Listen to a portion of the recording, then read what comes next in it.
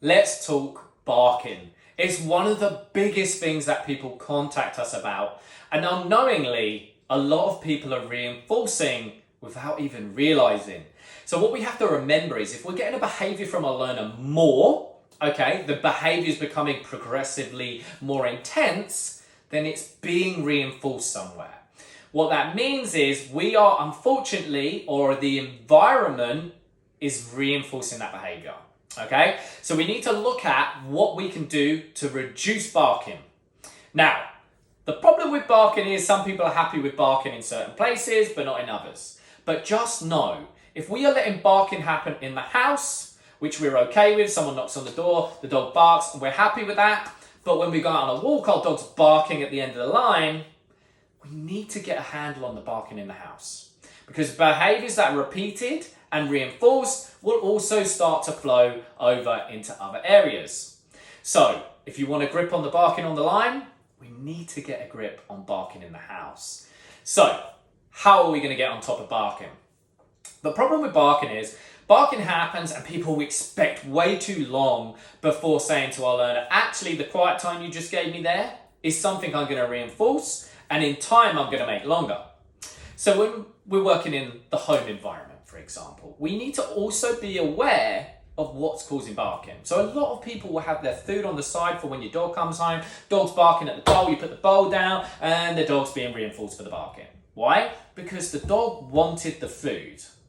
You've now put the food to the floor after the barking's happened, and the dog thinks the barking got the food. See? Reinforce, barking will happen more. But we're still going to use this food that's going to go down, but I'm going to wait for a break in the behaviour, the barking, to stop. When it stops, I'm going to mark good, quiet, and put the food down. Now, at first, all I'm looking for is literally a couple of seconds of quiet to let my learner know that actually the quiet gets you the food, not the barking. But in time, I'm going to expect my learner to be able to be quiet for longer. So let's have a little look. First day comes, learner comes in, barks at the food. I ignore, and when I say ignore, I don't even look at my learner. Barking stops for a second, good, quiet, and I put the food down. Okay, I'm literally looking for 1 second. I'm going to repeat that for 3 days, okay? So for 3 days, I just want 1 second of quiet. Then after the 3 days, I'm going to look for 2 seconds of quiet. Dog comes in, 1, 2, good, quiet, food down. Okay, 3 days, 3 seconds. Okay, I'm going to do that up to 5 seconds, and then I'm going to start to jump up time a bit quicker. Okay, so we've got 5 seconds successfully for 3 days. What we're then going to do is we're going to go to 10 seconds. Okay, if we need to come down, then we'll come down.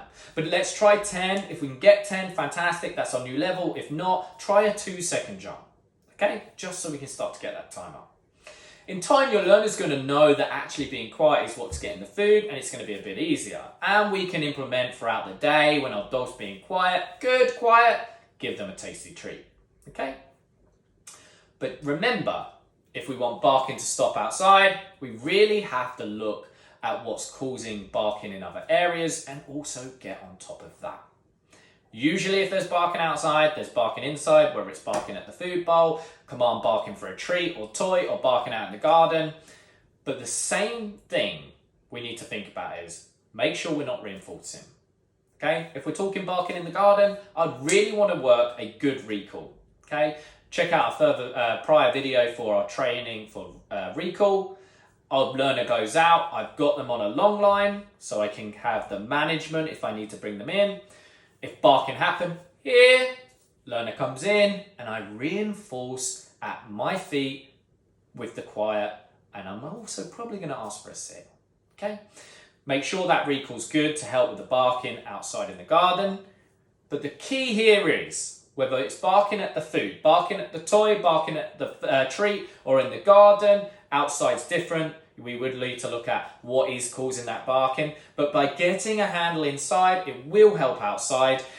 Later on, you'd need to look at desensitization and counter conditioning, maybe calm meats, potentially, depending on the learner. So, remember, when you're working on barking, don't look for loads of time right from the beginning. Start small, build up. Remember, all your other training didn't start with a 20-second set. It was just a pop of the bum on the floor and we reinforced for that behaviour. The time came afterwards. I hope you enjoyed this video. Please follow along, like and subscribe.